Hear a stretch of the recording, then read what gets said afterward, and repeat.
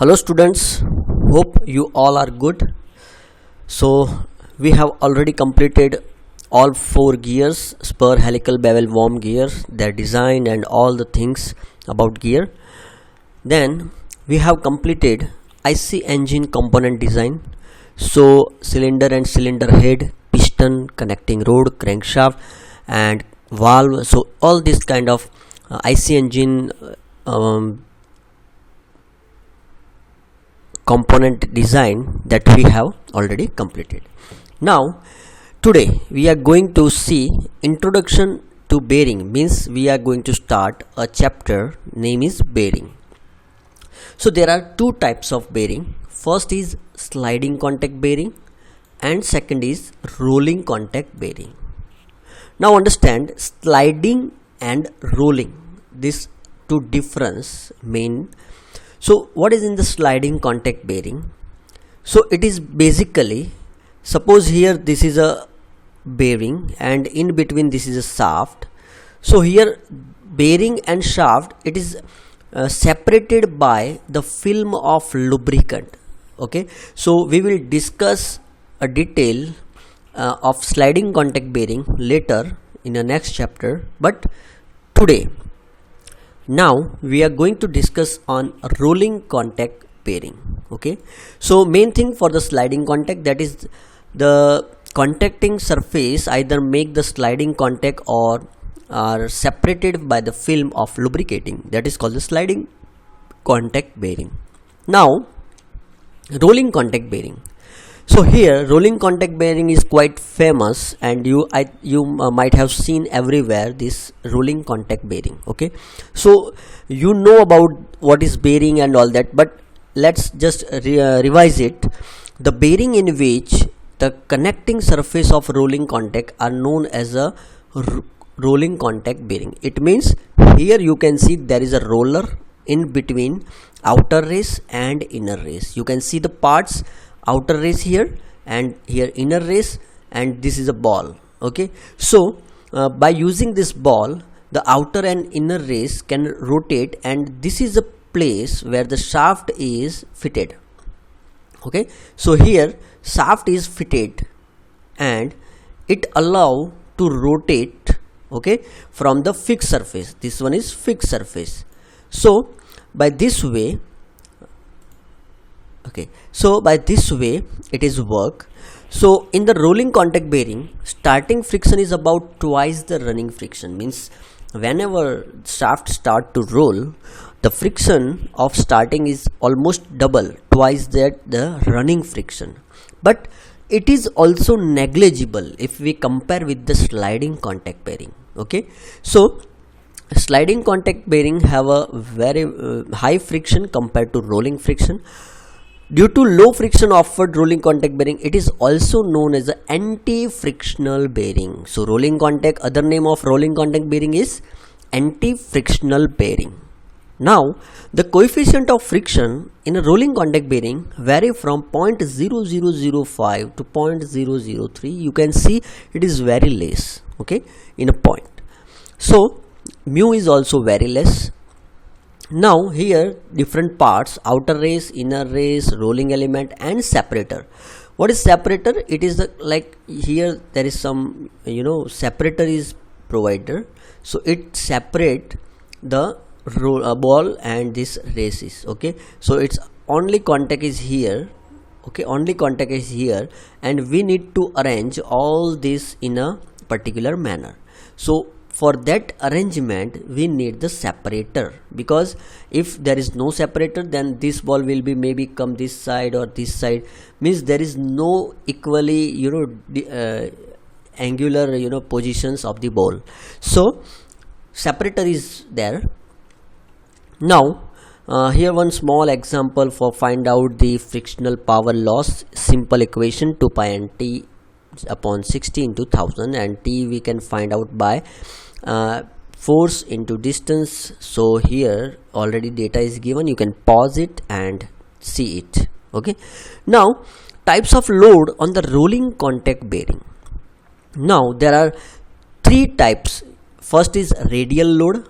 you can see here this is a bearing, okay, and this is a cross section of bearing, we can say, and from the topmost here this is a radial load, we can say radial force, okay, and if it is in a axial direction then it is the axial or thrust load, okay. Remind this word, thrust load, axial load, okay. And third one is the combined load of radial and axial load. Now let us see the radial load, which is load acting on the bearing in the plane rotating bearing is called the radial loads, okay. This is a very simple thing. Axial load you can understand, and combined load.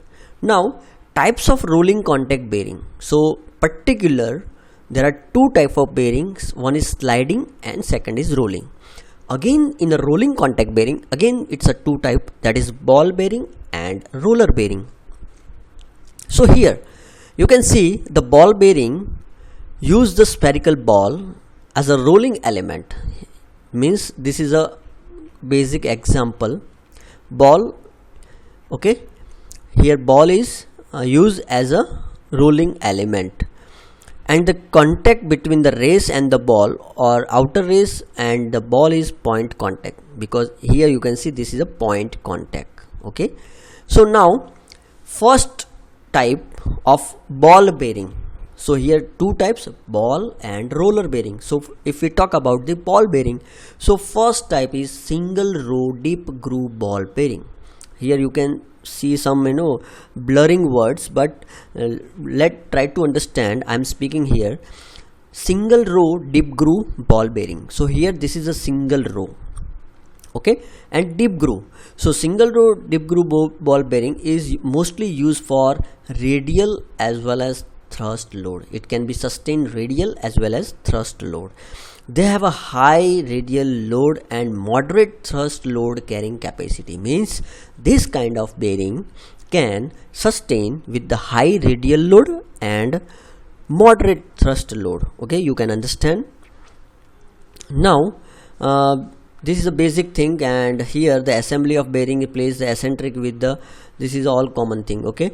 Now next is single row deep groove ball bearing with filling notch. तो यहाँ पे आप देख सकते हो there is one attachment given here, that is the filling notch. So what happened due to filling notch? So in particular this type, it can have a high radial load and low moderate thrust load, but here due to filling notch it can also sustain the higher thrust load. So the thrust load carrying capacity, the single row deep groove ball bearing with the filling notch inner and outer race, it's increase the radial load carrying capacity. So if we increase the radial load carrying capacity, then we have to apply the filling notch. But when we apply this filling notch, its thrust load carrying capacity is decreased because the bumping of the ball against the filling notch under the thrust load. क्योंकि यहाँ पे अगर thrust load आएगा तो यहाँ पे bumping जो है वो produce होगा, bumping of the balls. Now angular contact bearing, here you can see the angular contact bearing. Here this is not in a straight line, so it is have some angular contact bearing, have substantial thrust load carrying capacity in one directional only. So the main thing of angular contact bearing is it can substantial the thrust load but in one directional only, okay. So in addition to the radial load carrying capacity, radial load तो it carry कर ही रहा है, लेकिन thrust load carrying capacity भी एक single side जो है वो carry कर सकता है, okay. So shielded bearing, as per the name shielded, so here there is a shield, and this shield provide with the shield either one or both side. It may be either one side or both side, and this shield are not complete closure. It's not completely closure, but it measures the protection against the dirt, okay. They are close fitting but non-rubbing thin washer, okay. So basically there are so many places where the bearing is used, and the atmosphere, it may be pollution, have so much pollution. So for the avoid that pollution means the particles go inside the oil. Okay, so it increase the wear. So to reduce this, here shielded is provided. Now sealed bearing, so this is quite difference between shielded and sealed bearing.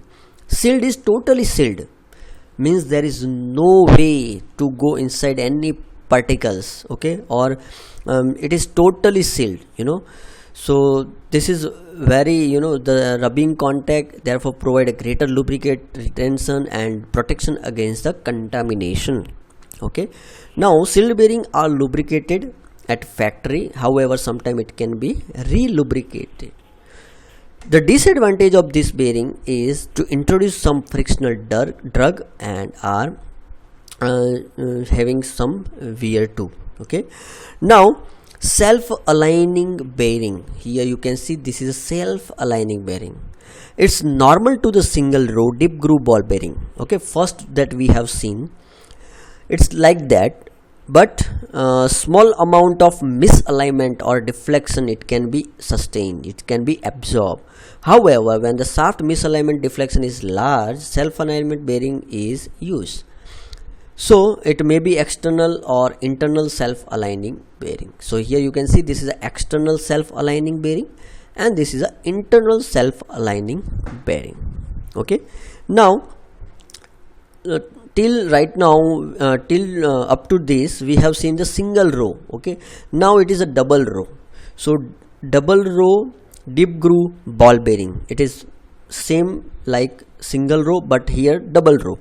So it is increase the bearing dip groove ball bearing are carry heavier radial and thrust load. Again it is same like, but increase the radial load. If there is a radial load high, then we can use in place of single to double.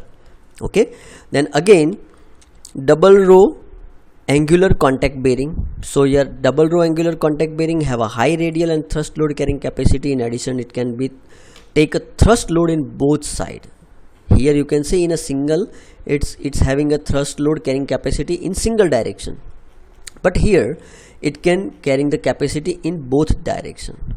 And this one is the last, the thrust load thrust ball bearing are used to take the pure thrust load. यहाँ पे जो thrust ball bearing है, it is used for the pure thrust loading. Okay, so here there is no radial load but it is used for the thrust load. Now we have talk about the ball bearing. Now let us come to roller bearing. So excuse me please. So in a roller bearing the element is roller. Okay, so it's a cylindrical roller, it may be taper roller, it may be spherical roller. Okay, so here as per this cylindrical roller bearing, so what is the difference between roller bearing and ball bearing? So you can compare the difference. Okay, so cylindrical roller bearing have a greater radial load carrying capacity than the ball bearing of the same size because of the greater area covered over here. Okay, so it is nothing single cylindrical roller bearing. So here you can see this is a cylindrical roller bearing. Single row spherical roller bearing, here the shape of roller is spherical. Okay, and having the same use like common use, but single row spherical roller bearing have a high radial load carrying capacity and in thrust load carrying low in thrust load carrying capacity. Okay, now double row spherical roller bearing, so you can see here double row, so it can carry a thrust load of 30% of the radial load carrying capacity. अगर समझो कि 100 Newton अगर radial load carry करता है तो जो thrust load है वो 30 न्यूटन कैरी करेगा. Okay, so like that. Then here spherical roller thrust bearing. So you can see this figure is totally different for the spherical roller thrust ball bearing. So it can carry the large thrust in one direction. Okay, so they are used in pair. Taper roller bearing, it is also consist a rolling element like frustum of cone. Okay, you can see here frustum of cone like. So they can carry high radial as well as thrust load. It is also used for the thrust load as well as high radial load. However, they can take a thrust load in only one direction, and hence it is increase the pair to take the thrust load in both direction. Now needle roller bearing, you can see here the needle is provided, small needle is there. So needle roller bearing are useful where the radial space is limited. यहाँ पे अगर space कम है then we have to use needle. Okay, so they have a high radial load carrying capacity. And again last, taper roller thrust bearing, यानी कि यहाँ पे जो taper roller thrust bearing है, it is used to take up the pure thrust load. जैसे कि हमने roller bearing में भी last वही देखा था, वैसे ही यहाँ पे भी वैसा ही है. ठीक है, so it is used for the pure thrust load carrying capacity, load carrying.